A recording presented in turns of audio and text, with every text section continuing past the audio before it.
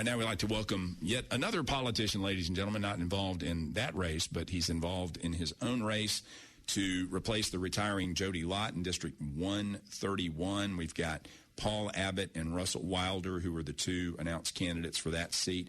They are joined by David Byrne.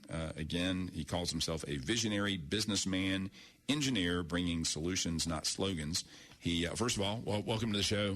David, how are you, sir? Good. Thank you for having me. I greatly appreciate it. No problem. Glad to have you along. How long have you been in the area? About 6 to 7 years at this point. And you are a native of Northern California? That is correct. Up in the rural part of Northern California, not the Bay Area part. I was going to say, did you bring your passport with you? Yes. It's a foreign country in that part of the world. But David was happy to report that the part of California that he is from is more politically similar to Columbia County than it is San Francisco. So you got a lot of conservative people.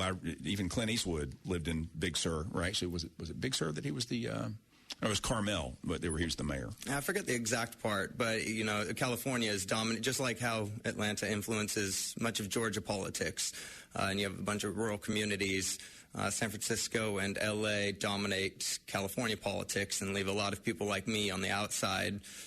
So it either forces us to deal with it or leave. So your military training took you out of Northern California, and you ended up here in Augusta working at Fort Gordon, I would imagine? Yeah, so I lived a few places in between. I left Northern California when I was 15, which is when I graduated high school. So I actually went to San Diego when I was 15. I moved to Virginia in between, worked for an intelligence agency, lived in Florida for a short bit. But yeah, eventually I commissioned into the National Guard and came here for my cyber operations training as a U.S. Army officer. And just to be clear, you can't reveal specifically, I guess, what you were doing out at the fort. Just say cybersecurity? Yeah. I got you. And you left military service how long ago? I think it's coming up on 3 years, 2 to 3 years ago at this point. And you went straight into cybersecurity in the private sector? Correct. I was in the National Guard for my career. I did a couple stints on active duty, but I was contracting in cybersecurity for much of my career in concert with being in the National Guard. Would it be safe to say that Jody Lott's retirement is what prompted you to run? Would you have taken her on if she were still running for re-election? No, to be honest, and I'm very upfront with a lot of people, I was planning on 2026. I didn't know she was going to retire this early. I met with Jody last June, which is when I learned that she was retiring. This was a bit earlier than I was planning, but as you know, it's almost impossible in our political climate to beat an incumbent. So when she told me that she was stepping down, she encouraged me to throw my hat in the ring. Of course, she is not supporting any candidate, and she's made that perfectly clear. But she was very supportive about me throwing my hat in the ring this round. Kind of a big bite out of the apple going after a state legislative seat before you run for anything else. But so let me back up, before you serve in another capacity. But both of your opponents in this race kind of in the same situation. Russell has run in the past. Paul Abbott's running for the first time. You're running for the first time. Why start at the state legislative level? Why did you consider a county commission seat or a board of education seat? I've considered it, but it just didn't feel right for me. I don't really have much to point to in terms of it's equally important, and I would argue local seats impact your daily life more than state seats and all the way up to federal.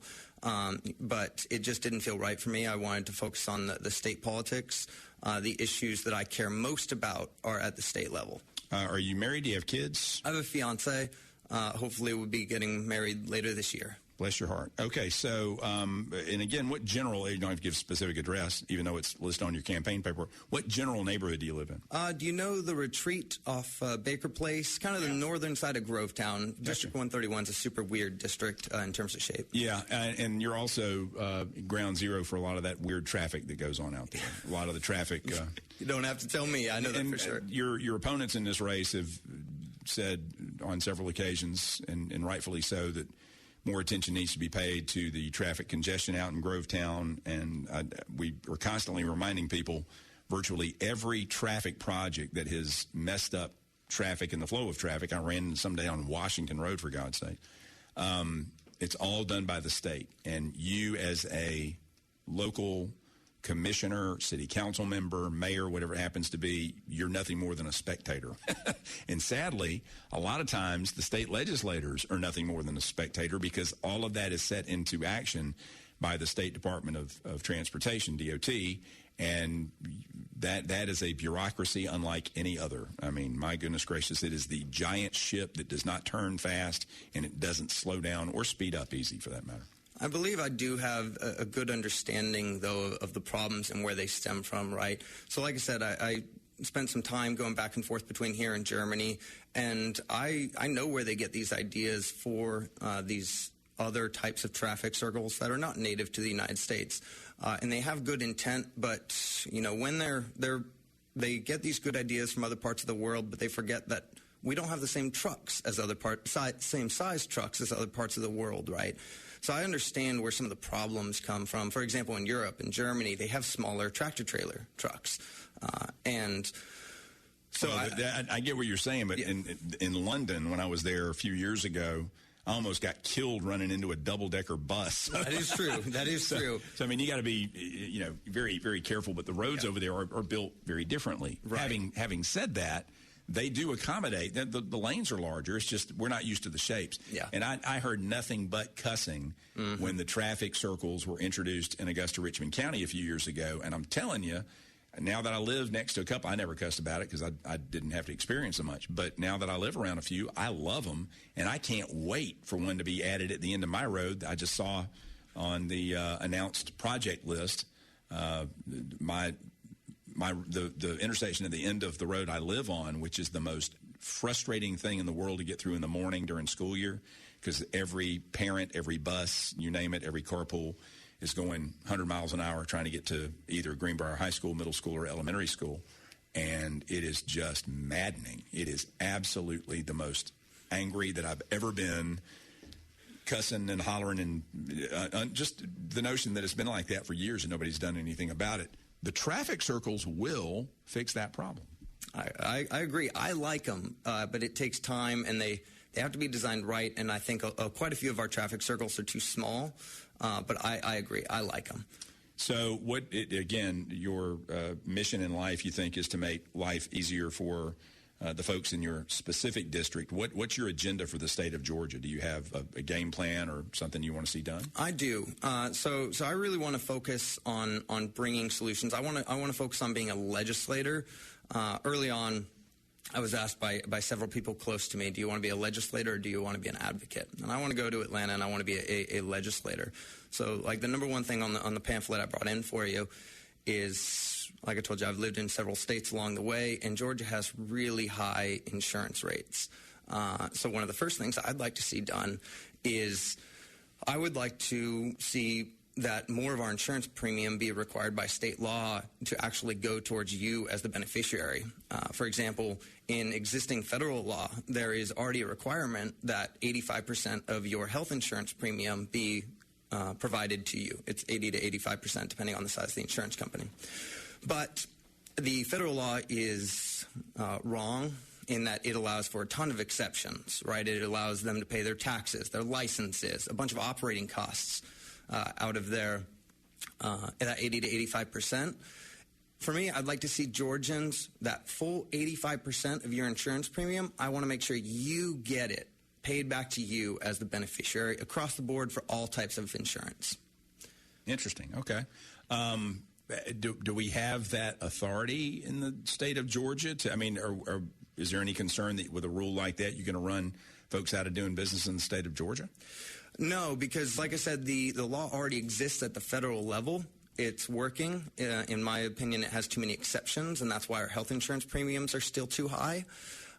But we do have that authority because insurance companies get licensed in the state of Georgia. They have to be approved to operate in the state of Georgia, and therefore we as Georgia do have that authority to say if you want to operate in our state, you have to follow these rules when selling insurance to Georgians.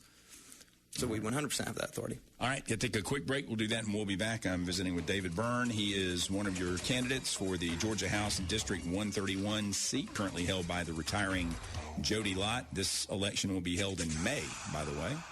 We'll be back. Stay with us. David Byrne wrapping up his initial visit with us. He's running for the House District 131 seat. David, tell everybody how to reach you online or how they can find you online. Hold on one second. Go ahead. My website is aboutdavidbyrne.us. Byrne is BYRNE.us. Again, that's aboutdavidbyrne.us. I've got basically everything on my website. Isn't that the guy's name in Talking Heads? Yes, that is. I have lived in his shadow. I need to reach out to him to see if I can use his music since I've grown up in his shadow. I was going to say, so if you Google David Byrne, it might be look for aboutdavidbyrne.us. That's the key, and that'll help you out. If I may, real quick, we have a couple of minutes. You know, where I really want to focus on, I really want to tell everyone is I'm really trying to be the candidate that's coming with solutions, right? Session is you're only in Georgia's session 2 months out of the year. So if you don't show up with something, if you don't show up with knowing okay, here's what we're going to address, here's what we're going to fix, then the lobbyists are going to be writing the laws. That's just the reality. You know, you were talking yesterday with the 125 candidates about, immigration, and you very astutely pointed out there's nothing at the state level that we can do to deport people or anything like that, and I'm very glad that you pointed that out. But, people ask me, well, what can we do? And for example, I came up with this solution where E-Verify in the state of Georgia is only required to be used if you have over 10 employees. Nobody talks about that, so we can address that. We could look at... I tell you what, I want to rush you, so hang tight. We'll give you another 5 minutes when you come back from the news. Okay, all right. We'll let David Byrne finish out. Stay with us, AM 580, 95.1 FM, WGAC Augusta. News Time with Fox coming up, 5 o'clock. We'll be back. Wrapping up our final moments with David Byrne. He is the District 131 House candidate. That's Jody Lott's seat. She is retiring after her current term ends at the end of December, 1st of January of 2025. And again, this primary taking place, is it May 20th? No, what? May 21st. May 21st. I was going to say 25th. May 21st, and that's the Republican and Democratic primary. The general election for these seats is in November, isn't it? Or does it happen in the summertime? No, the general election will be with the federal offices as well. Okay, all right, so in November. All right. David was going through his points, and I'm going to let him finish those in just a minute, his closing points. All right, David, I had to interrupt you because we get the news here at the top of the hour, but you were going over your list of priorities if you're elected to this seat. Go ahead, sir. Yeah, so I'll finish up my quick thought, and then I'll finish up my priorities, and I'll get out of your hair. But to finish up the immigration, I was using that as an example to really focus on how I want to bring solutions. I want to focus, and anything I propose, I want to make sure it's legal at the state level. So, for example, you were having the debate with the 125 candidates on immigration yesterday. Something we could do is every employer is required by law to fill out I-9s for employees. We could require those be given to the Georgia Department of Revenue so that they could compare the number of employees reported versus the number of I-9s that were done to verify employment eligibility. So it's about bringing real actionable solutions. And I encourage everyone, in any race you're looking at, ask your candidates how they're going to achieve something. My last 2 points are, my goals for what I would do in office. I would really love to see the dream of home ownership preserved for the American individual. I would like to see most businesses, and I can get into the details offline of, I want to see businesses taken out of owning single-family homes in the state of Georgia. Atlanta, I believe, because I was able to find the statistics for Atlanta and not Columbia County and Augusta, 25% of single-family homes in Atlanta are owned by corporations. So it's taking away the American dream. And lastly is some election reform stuff, but I know we're getting short on time.